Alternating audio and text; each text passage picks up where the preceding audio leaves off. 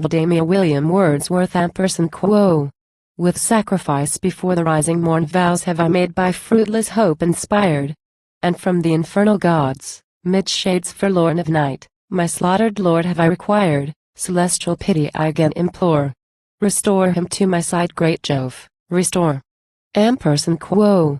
So speaking, and by fervent love endowed with faith, the suppliant heavenward lifts her hands, while, like the sun emerging from a cloud, her countenance brightens and her eye expands. Her bosom heaves and spreads, her stature grows, as she expects the issue in repose. O terror! What hath she perceived? O joy! What doth she look on? Whom doth she behold? Her hero slain upon the beach of Troy. His vital presence? His corporeal mold? It is if sense deceive her not, 'tis he. And a god leads him, winged Mercury. Mild Hermes spake and touched her with his wand that calms all fear. Ampersand quo. Such grace hath crowned thy prayer, Laodamia, that at Jove's command thy husband walks the paths of upper air. He comes to Tyre with thee 3 hours' space. Accept the gift, behold him face to face. Ampersand quo. Forth sprang the impassioned queen her lord to clasp. Again the consummation she essayed, but unsubstantial form eludes her grasp as often as that eager grasp was made. The phantom parts but parts to reunite, and reassume his place before her sight. Ampersand quo. Protesilaus, lo! Thy guide is gone. Confirm, I pray, the vision with thy voice. This is our palace, yonder is thy throne. Speak, and the floor thou treadest on will rejoice. Not to appall me have the gods bestowed this precious boon, and bless this sad abode. Ampersand quo. Ampersand quo. Great Jove, Laodamia, doth not leave his gifts imperfect. Spectre though I be, I am not sent to scare thee or deceive, but in reward of thy fidelity. And something also did my worth obtain, for fearless virtue bringeth boundless gain. Ampersand quo. Thou knowest, the Delphic oracle foretold that the first Greek who touched the Trojan strand should die. But me the threat could not withhold, a generous cause a victim did demand, and forth I leapt upon the sandy plain, a self-devoted chief by Hector slain. Ampersand quo. Ampersand quo. Supreme of heroes, bravest, noblest, best. Thy matchless courage I bewail no more, which then, when tens of thousands were depressed by doubt, propelled thee to the fatal shore.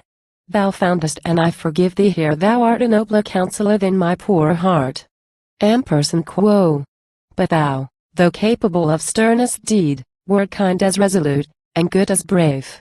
And he, whose power restores thee, hath decreed thou shouldest elude the malice of the grave. Redundant are thy locks, thy lips as fair as when their breath enriched Thessalian air. Ampersand quo. No spectre greets me, no vain shadow this. Come, blooming hero, place thee by my side. Give, on this well-known couch, one nuptial kiss to me, this day a second time thy bride. Ampersand quo. Jove frowns in heaven, the conscious Parca threw upon those roseate lips a Stygian hue. Ampersand quo.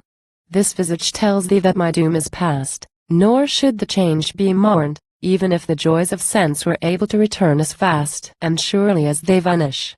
Earth destroys those raptures duly Erebus disdains, calm pleasures there abide majestic pains. Ampersand quo. Be taught, O faithful consort, to control rebellious passion, for the gods approve the depth, and not the tumult, of the soul. A fervent, not ungovernable love. Thy transports moderate, and meekly mourn when I depart, for brief is my sojourn. And quo. Ampersand quo. Ah, wherefore? Did not Hercules by force wrest from the guardian monster of the tomb Alcestis, a reanimated corse, given back to dwell on earth in vernal bloom? Medea's spells dispersed the weight of years, and essence stood a youth mid youthful peers. Ampersand quo. The gods to us are merciful, and they yet further malevolent, for mightier far than strength of nerve and sinew, or the sway of magic potent over sun and star, is love, though oft to agony distressed, and though his favorite seat be feeble woman's breast. Ampersand quo. But if thou goest, I follow and quo. Ampersand quo. Peace. Ampersand quo. He said. She looked upon him and was calmed and cheered. The ghastly color from his lips had fled. In his deportment, shape, and mien, appeared Elysian beauty, melancholy grace, brought from a pensive though a happy place. He spake of love, such love as spirits feel in worlds whose course is equable and pure. No fears to beat away, no strife to heal the past unsighed for, and the future sure. Spake of heroic arts in graver mood revived, with finer harmony pursued. Of all that is most beauteous imaged there in happier beauty. More pellucid streams, an ampler ether, a diviner air, and fields invested with purpureal gleams. Climes which the sun, who sheds the brightest day earth knows, is all unworthy to survey. Yet there the soul shall enter which hath earned that privilege by virtue. Ampersand quo. Ill, ampersand quo. Said he, ampersand quo. The end of man's existence I discerned, who from ignoble games and revelry could draw, when we had parted, vain delight, while tears were thy best pastime, day and night. Ampersand quo. And while my youthful peers before my eyes, each hero following his peculiar bend, prepared themselves for glorious enterprise by martial sports, or, seated in the tent, chieftains and kings in council were detained. What time the fleet at Os lay enchained. Ampersand quo.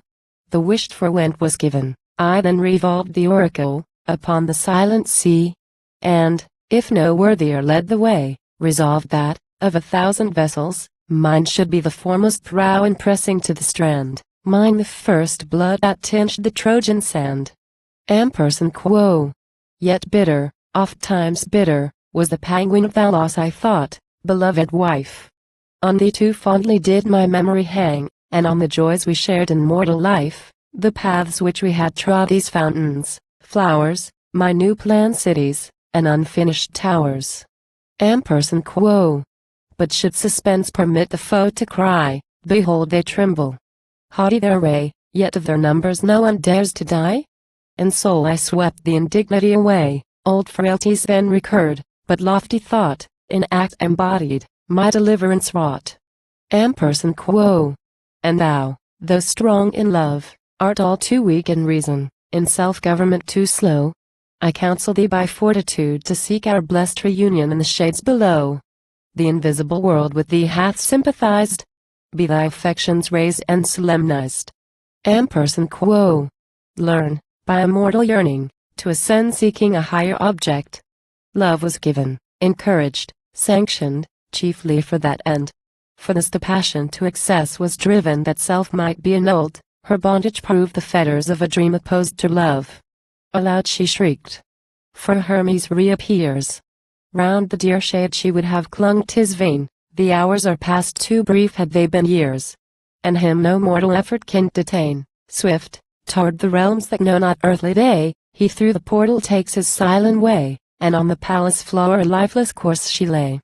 Thus, all in vain exhorted and reproved, she perished.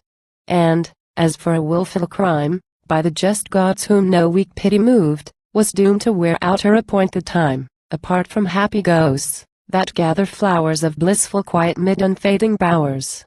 Yet terrors to human suffering are due, and mortal hopes defeated and o'erthrown are mourned by man, and not by man alone, as fondly he believes.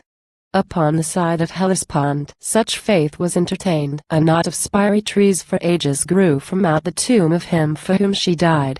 And ever, when such stature they had gained that Ilium's walls were subject to their view, the trees' tall summits withered at the sight. A constant interchange of growth and blight,